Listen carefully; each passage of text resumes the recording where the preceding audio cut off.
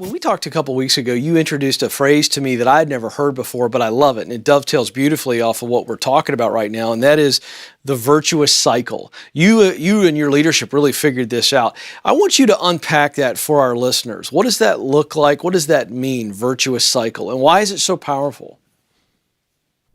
Yeah, the virtuous cycle was kind of the culmination of all the studying I did on principles of scientific progress, and then when I got back there, I started studying all these other disciplines on the principles of social progress as well. And when I'd learn a principle, I would immediately try to apply it. And so, putting all that together, I came up with this concept of the virtuous cycle that works this way. The starting point is to understand what abilities you have that could create capabilities that will create superior value for others. So that's the starting point, is developing capabilities that will create superior value for others, and then to apply them for the best opportunities for that, and then continually improve and add to those capabilities, which then open new opportunities, which then point to the need for additional capabilities, which lead to still more capabilities.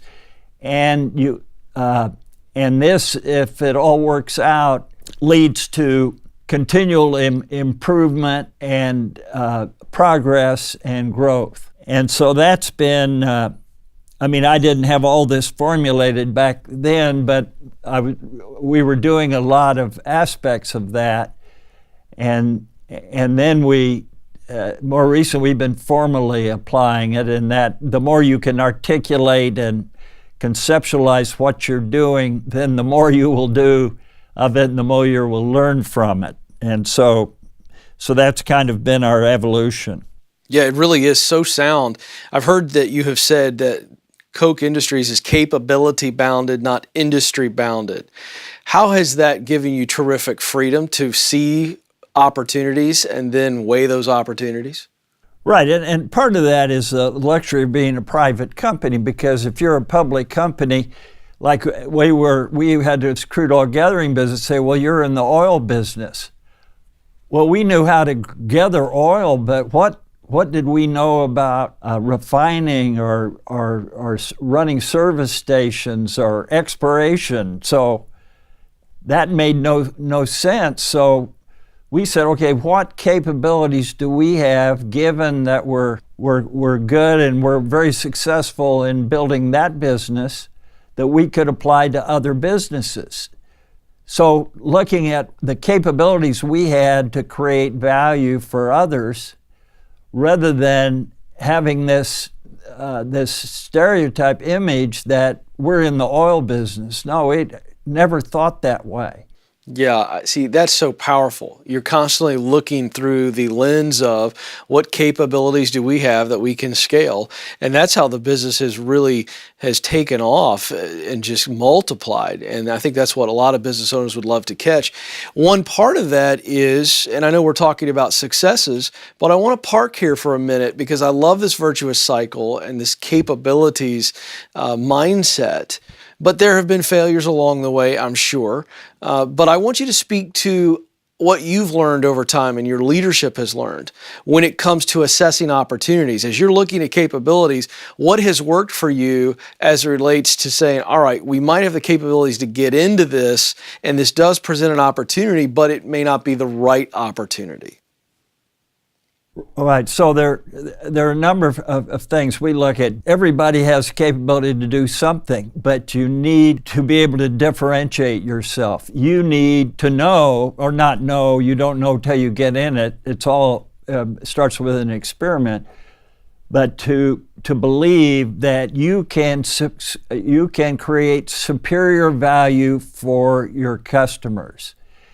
And unless you can create more value than their alternatives for them, you're not going to succeed in that business. And then you need to believe that it's sustainable, that it's not just you get in and they'll immediately copy you, or somebody will come up with a better way of doing it and you'll be out of business. So those are some of the things we look at. And then another piece of it is to, when we're entering a new business, is to do it at an experimental level. That is a small enough level that if it fails, it's not going to cripple us or destroy us. And another thing, even before we start the experiment, to have an internal challenge process where we don't say, okay, we got this vision and we don't want to hear any naysaying.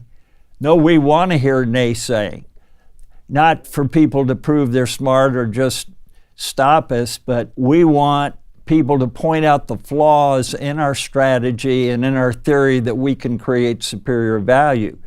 Because you're much better off to learn the flaws in your thinking before you plunge into it than afterward. And I've never understood people who want to protect their ideas and not have them criticized.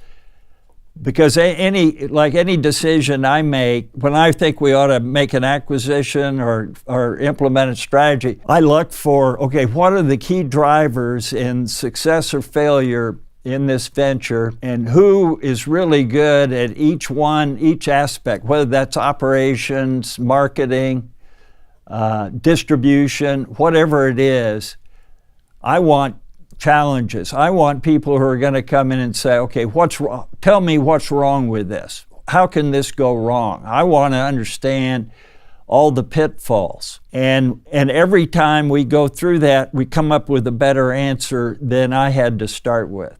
How have you created an environment where the people you ask for feedback, that they'll speak honestly with you and not tell you what you want to hear? Because I think a lot of leaders will try this, but if they don't create a culture where the people they're asking for feedback on feel the safety to be honest and shoot an idea down or shoot holes in it where they see holes. How have you done that at Koch Industries? Well, it starts with who you hire. If you hire people, and particularly leaders, who are arrogant and think they know all the answers, have no humility, it isn't going to work. So the first thing is you only have people in leadership positions who have the humility and the understanding, and this is the scientific method, as Karl Popper's famous essay on this, science as falsification. The scientific method is you come up with a theory and then you have an obligation to try to disprove it and solicit people who will disprove it rather than say, I got the ultimate answer. This is it. I mean, as Einstein said, the best fate for any scientific theory is it becomes a limiting case for a subsequent theory. None of us are infallible and can see truth absolutely for all time. And as soon as we start thinking that way, we're on our way to ruination. So what we do is, and I try to set the example, is if somebody has a suggestion and has a criticism, even if I don't agree with you, say, thank you, I really appreciate you're doing that, rather than say, God, that was a stupid criticism, or that's the dumbest thing I ever heard. I've heard that people in other businesses say that, and you think, oh my God, that business is going to fail, because you are not going to be able to have the knowledge and ideas of your people if you don't celebrate them.